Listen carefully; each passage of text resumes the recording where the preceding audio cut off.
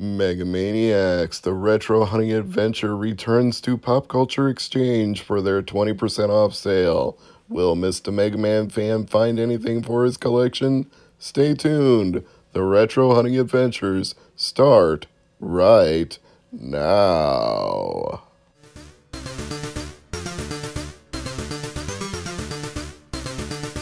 Yo, this is Mega Ran, and you need to rock and or roll on over to Mr. MegaManFan's YouTube channel, because it's all that rush to make it happen. Peace!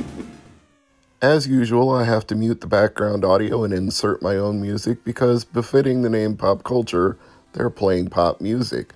But I started out by looking at the Xbox and GameCube games. Unfortunately, it's getting to be slim pickings when it comes to GameCube because I'm nearing that point where I need things that are increasingly hard to find. So, not going to be able to get anything in those categories today. Not seeing anything for Xbox that catches my eye either. So we move over to the PS3 games. Got a bunch of Lego titles there. Couldn't decide if I needed any of those or not. So we move on and scroll over to the left where they've got Nintendo DS games. Again, not seeing anything I necessarily need. Dreamcast games. We got a few interesting things there, but nothing that I have to have. Wish Ooga Booga was in a real Dreamcast case instead of that DVD style box that somebody stuck it into, but it is what it is. Wii U games, I'm always looking for something new, and unfortunately today is not that day. Always nice to see a Mega Man Pez dispenser and some plug-and-play Namco joysticks. Wish I needed more of those, but I've got almost all of them that I could want, except for the one that I just got out of the Retro Swap Box, if you've seen that most recent video. If not, it's Retro Swap Box number 4. Now, anytime I see a Harley Quinn figure, that's always going to make me stop and look, so needless to say, the camera paused there for a moment, looking through their glass case of loose Game Boy games, Game Boy systems, Game Boy this and that, Game Boy Advance games 2 over here on the left. Again, nothing that I see that I have to have, but the selection at Pop Culture Exchange is always impressive to me, so I'm glad to see they keep such a wide variety of games in the case available for purchase. And they've got more there on the bottom, as you can see. And we've got this spinner full of loose DS games, which still continues to mystify me at every store I go to, how so many DS and 3DS games wind up being sold loose when they came in clamshells that already hold the game and the instructions. Now this stuff I figured my friend Jason, aka the Great Sudoku, would be all about. A nice Klingon bird of prey from Discovery. We got a Geordie LaForge from The Next Generation right there. A nice little display of Star Trek stuff. I figured he might be into that, so a shout out to Jason. Over here, N64 and Super Nintendo games and some boxed collections that look like they're sealed brand new. Of course, things can be resealed and sold as new when they're not. That unfortunately happened to Saramaro very recently. He bought, I believe it was 1943 for PC Engine, paid a premium for it, and then found out it was used once he opened the shrink wrap. So just be warned, there are some shady sellers on eBay who try to resell things sealed as new. So if you're paying a premium for sealed and new, you better be damn sure of the seller you're buying it from. We've got lots of loose instruction manuals here, so as always, I'm going to flip through them and see if there's anything I need, particularly for Nintendo 64, since that's something I've been focusing on of late.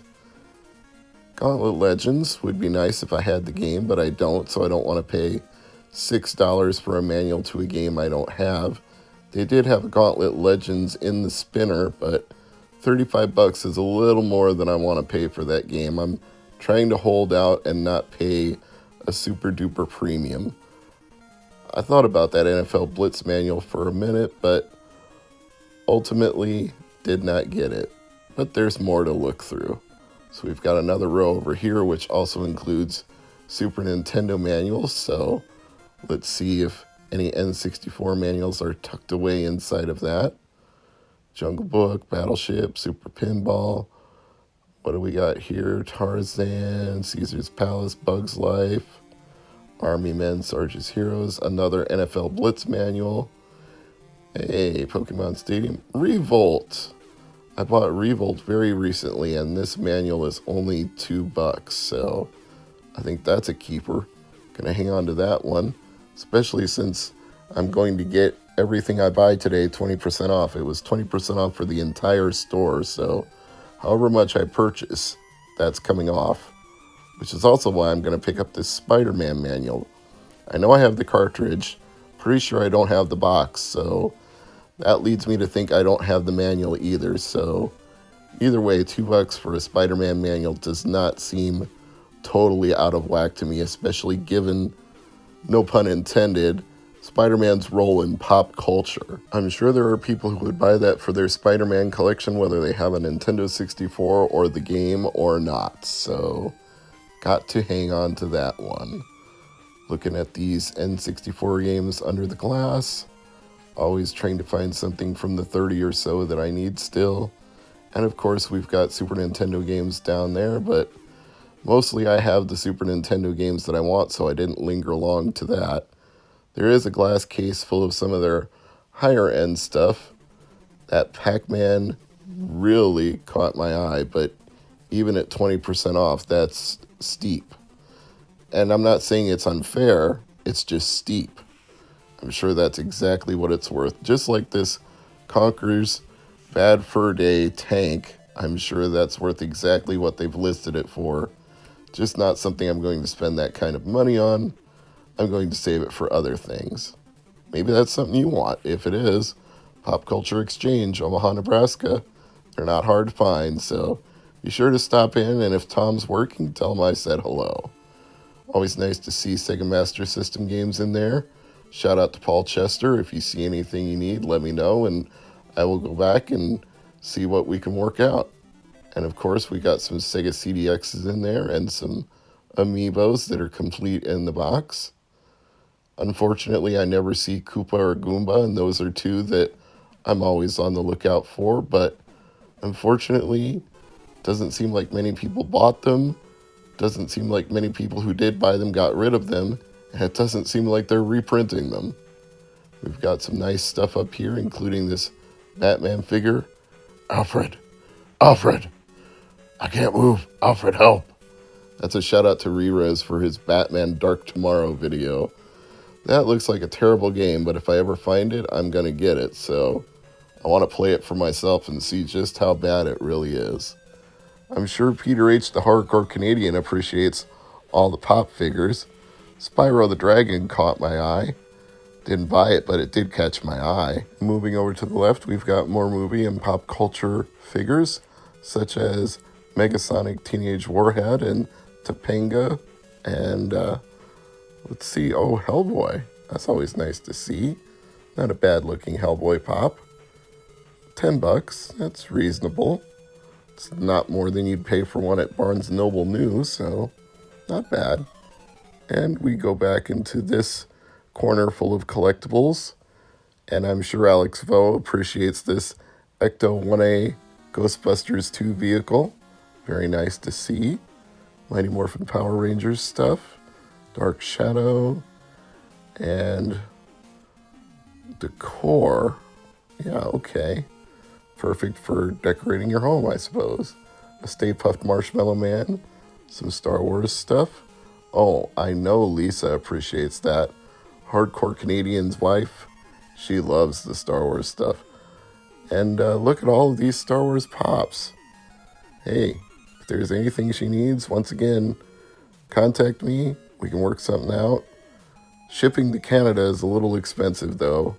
They're in Ottawa, Hardcore Canadian and Lisa, but big shout outs to both of them because they came to Toronto for SummerSlam, so we all got together and had a good time. Got some figures over here. Take a quick look. We got a nice Star Wars figure there, and I see Monsters Inc. And scrolling down, looks like there's some Skylanders stuff probably mixed in with this.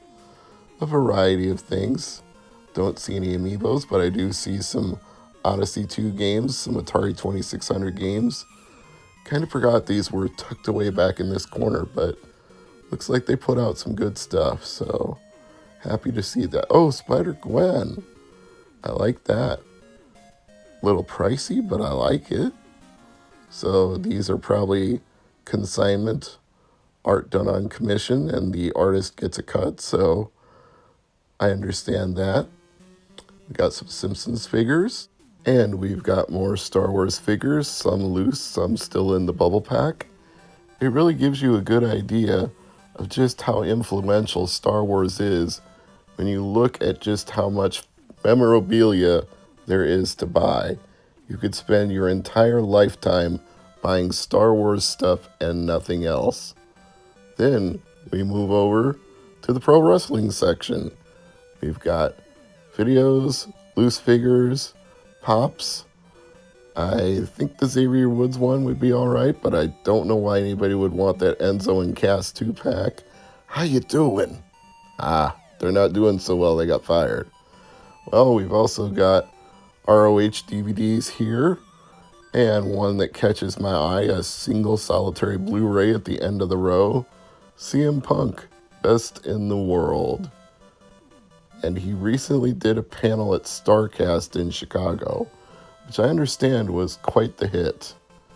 Of course, he did promise pipe bombs in his promo for it, and they are definitely mentioned on the Blu-ray as well. So I thought about that one for a little bit. Bootios. Boxes of cereal, obviously with no cereal inside. I believe it actually just came with a t-shirt, if I remember correctly. And I don't think I want to pay $10 for just an empty box. We've got some Teenage Mutant Turtles figures. We've got some Ghostbusters figures. All kinds of stuff in Pop Culture Exchange. You never know what you're going to find when you wander around this place. It's always changing. There's always tons of inventory. Looking over the Xbox games one more time. There's a couple of Crash Bandicoot games that I've been keeping my eye out for, but Wrath of Cortex is not one of them. Twin Sanity is one of them. I know I'll come across it sooner or later. It's only a matter of time. Some of the Game Boy and Game Boy Advance games that they don't keep in the glass, they just bag and tag. Got some UMDs that are loose PSP games and some Game Gear games that are also bagged. Nice Halo figure there.